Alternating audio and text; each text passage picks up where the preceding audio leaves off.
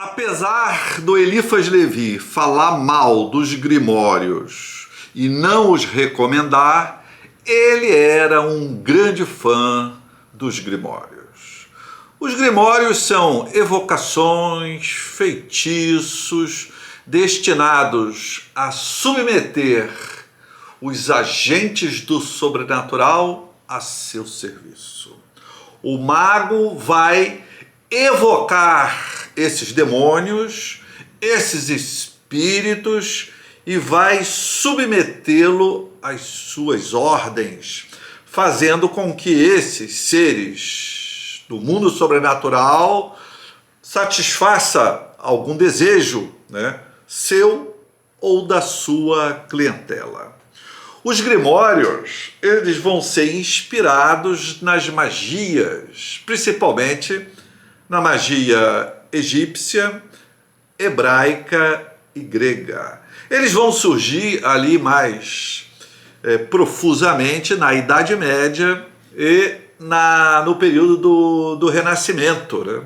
Nós fizemos uma live no canal há alguns meses com a professora Inês sobre o livro de São Cipriano. O livro de São Cipriano, ele se formou, sim, como um grimório, que foi recolhendo através dos anos essas orações, esses feitiços, essas evocações, e terminou por se constituir no livro. Depois vocês dão uma conferida nessa live, que foi uma live muito bacana, sobre o livro de São Cipriano. E o que esses grimórios possibilitam? Muitas coisas interessantes. Por exemplo, você pode fazer um homem que está apático sexualmente voltar novamente a ter um vigor que ele havia perdido. Você pode conseguir um bom casamento ou destruir um casamento. Você pode construir um talismã, um amuleto que irá lhe proteger de muitos desconfortos que poderão ocorrer na sua vida. Você poderá fazer um inimigo seu adoecer e até mesmo morrer. Curar doenças, inventar remédios. Esses grimórios são muito, muito poderosos. E o Eliphas Levi, apesar de falar mal deles, de não os recomendar, ele era um fã desses grimórios. Ele dizia o seguinte: esses grimórios têm muita coisa errada. Muita coisa errada.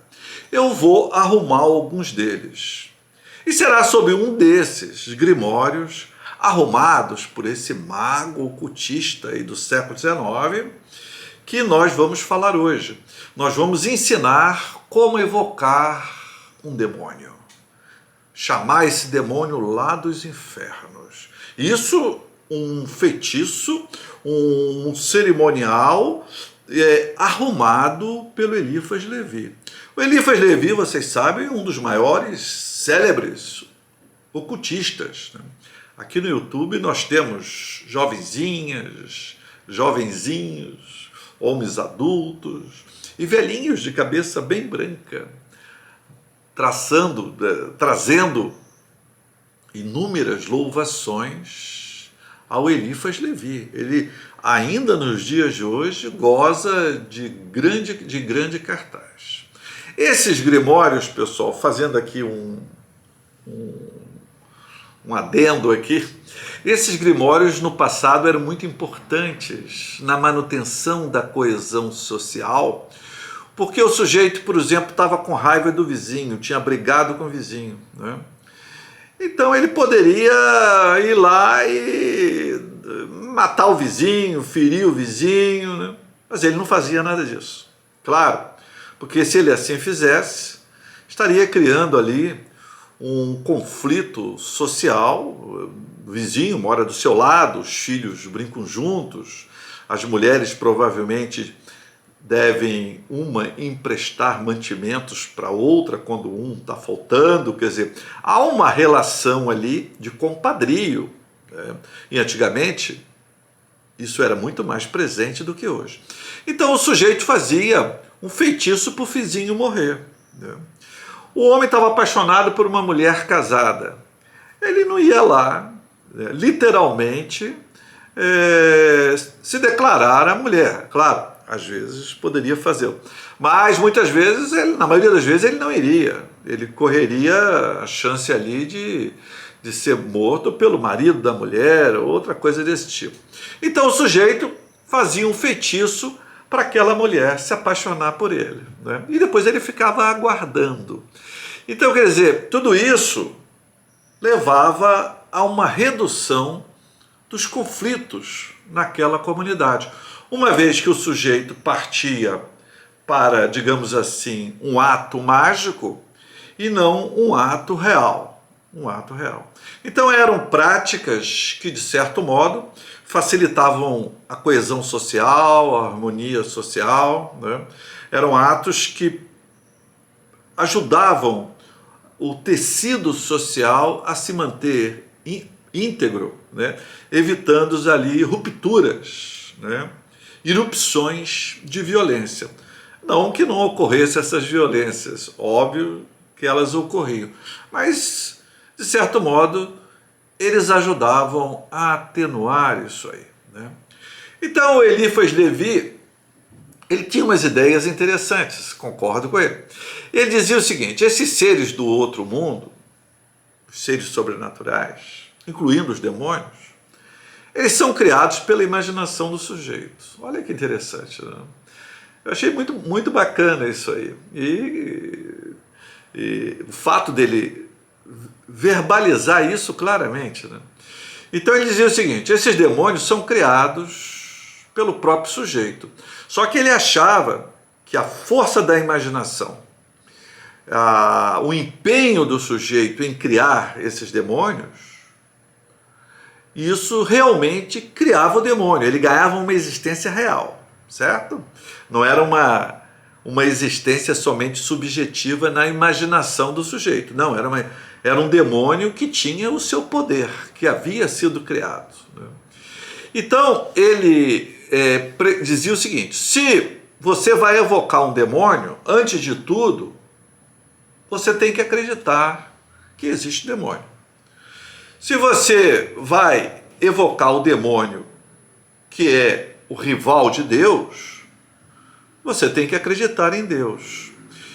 E durante todos esses feitiços, em grande parte, feitiços, encantamentos, eles são transgressores, porque eles estão aí para isso. Eles estão como válvulas de escape sociais, né? Então o sujeito vai se utilizar desses feitiços, ele vai ter que dessacralizar conceitos acreditados. Então o sujeito tem que ser crédulo. Isso ele diz no seu livro lá, Dogma e Ritual de Alta Magia. O sujeito tem... Eu deixei o link aqui na descrição do vídeo dessa obra do Eliphas Levi, certo? Então o sujeito tem que acreditar. Se ele não acreditar, essa magia dele não vai dar certo. Ele tem que acreditar. Então ele diz mais. Ele diz que o sujeito, para evocar o demônio, ele precisa ser crédulo, ser ignorante, exatamente isso aí, ser ignorante. O indivíduo precisa ter uma grande afinidade com o mal, com o ilegal, com o criminoso, né? E tem que ter uma força de vontade muito grande, né, para embarcar nesse ato de evocação. E ele dá uma série de prescrições pré-evocação e para evocação. Então eu separei aqui algumas delas, que ele diz o seguinte: o sujeito é preciso que antes ele profane, aí já é um crime, certo? Profane as cerimônias de um culto que ele acredita e jogar nos seus pés os símbolos, pisar nesses símbolos, quebrar esses símbolos religiosos que ele acredita ser verdadeiros. Então o sujeito tem que, de certa maneira, para ele evocar o demônio, ele tem que ser cristão. Achei bastante interessante essa condição de forma tão clara e no início do feitiço, do cerimonial mágico, né?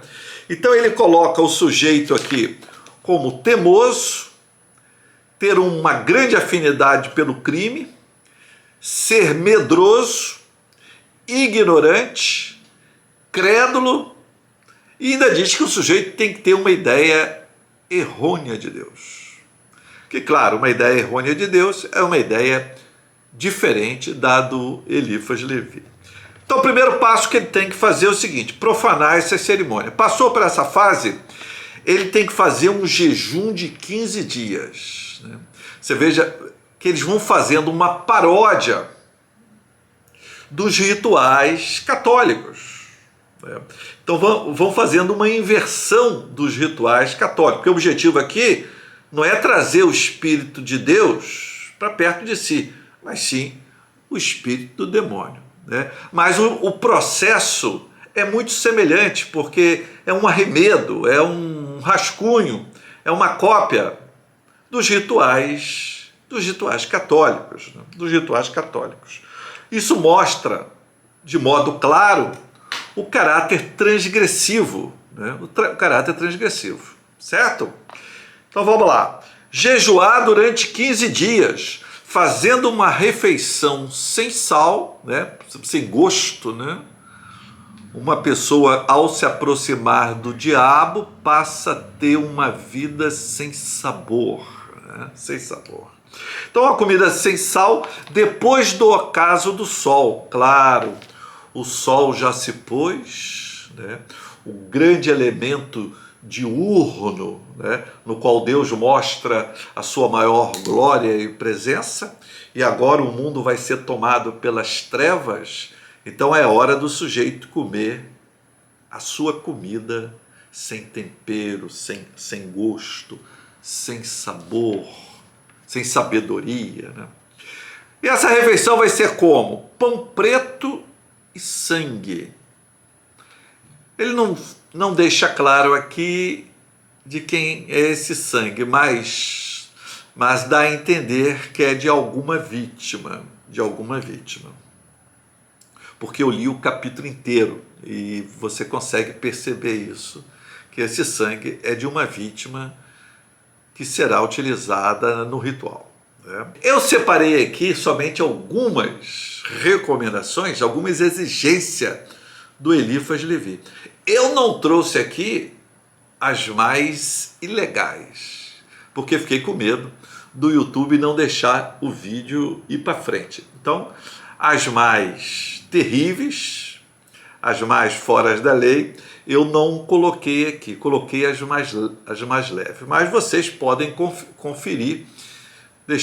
O link está aqui do livro do Elifas Levi, Dogma e Ritual de Alta Magia, e vocês vão poder conferir essas exigências mais terríveis lá.